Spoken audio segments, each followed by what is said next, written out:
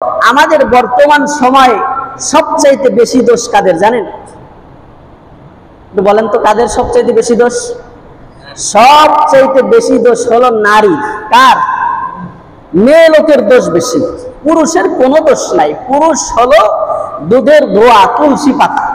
পুরুষ হাজারো অন্যায় করবে, পুরুষের কোনো কি নাই, দোষ নাই। সব দোষ যায় ওই মেয়ে লোকটার। কারণ কি? আবার অনেকে তো আয়াত জানে যে আল্লাহ কোরআনে বলছে আর রিজালু কাওয়ামুনা আলান নিসা, যে আল্লাহ পাক রব্বুল আলামিন নারীদেরকে পুরুষের উপরে শ্রেষ্ঠত্ব দিয়েছে, কর্তৃত্বশীল করেছে।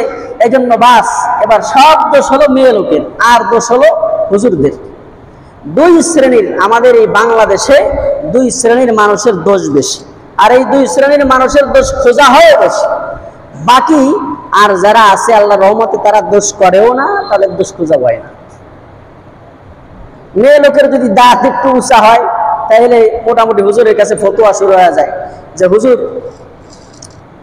যদি কোনো মেয়ে লোকের দাঁত উঁচা হয় তাইলে তারে বিয়ে করলে নাকি সংসারে বেবরকত হয়, কারণ এই মেয়ে বিয়ে করা যাবে কিনা। অথচ এই প্রশ্ন কোনোদিন আমাদেরকে করা হয় না হুজুরদেরকে যে হুজুর আমার দাঁত একটু উঁচা বেশি, তাইলে আমি কি বিয়ে করতে পারবো কিনা। এই প্রশ্ন কেউ করে না। সব ফেইলা খালি নারীদের উপরে ফেলায়, সব সব দোষ, হাজারো দোষ এই সমাজের, সব নারীদের, সব নারী নারী নারী। কিন্তু আমাদের কোনো দোষ নাই, আমাদের পুরুষের দোষ নাই। কি বলেন আপনারা?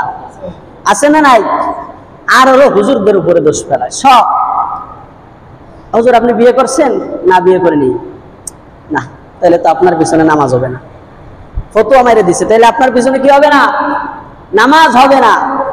আচ্ছা, এই ফতোয়াতে কেউ কোনোদিন জিগাইলো না আমাদের কাছে, হুজুরদের কাছে, যে হুজুর আমি তো বালেগ হয়েছি, আমার বয়স 18 না, আমার বয়স 25 চলে, 26, 30, আমি এখনো বিয়ে করিনি, আমার কি নামাজ হয় হুজুর?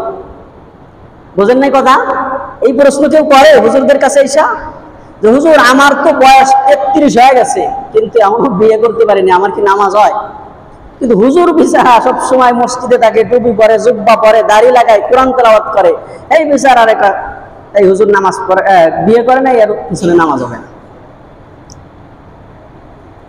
মজার বিষয় কি বলবো, আমাদের দোষ কিভাবে ধরে মানুষ। বিগত 3 বছর আগে আমার মনে আছে স্পষ্ট, আমি একখানে গেছি ইন্টারভিউ দেওয়ার জন্য। তো যাওয়ার পরে সব খাটছি, ওইখানে নিয়োগও হয়েছে আলহামদুলিল্লাহ, এবং ওই মসজিদে নামাজও পড়াইছি।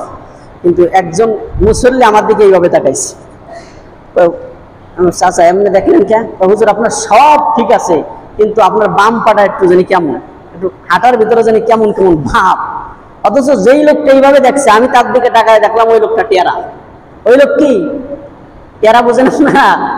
তার চোখে ইফেক্ট, চোখে সমস্যা। তো ওই লোক আমারে দেখে যে হুজুর আপনার সব ঠিক, আপনার বয়ানও ভালো লাগে, নামাজও ভালো লাগে, নামাজের বৃহস্পতিতা সব কিছু ভালো লাগে, কিন্তু আপনি একটু হাঁটেন জানি কেমন। তো আল্লাহ মাফ করুক, সব দোষ খালি চাপায় দুই শ্রেণীর মানুষের উপরে, বাংলার মানুষ, সেটা হলো নারী আর হলো হুজুর। এই দৃষ্টিভঙ্গি পাল্টাইতে হবে আমাদের। দোষ সর্বপ্রথম নিজেরটা খোঁজা। আল্লাহ তাআলা আমাদেরকে তৌফিক দান করুক, সকলে বলেন আমিন।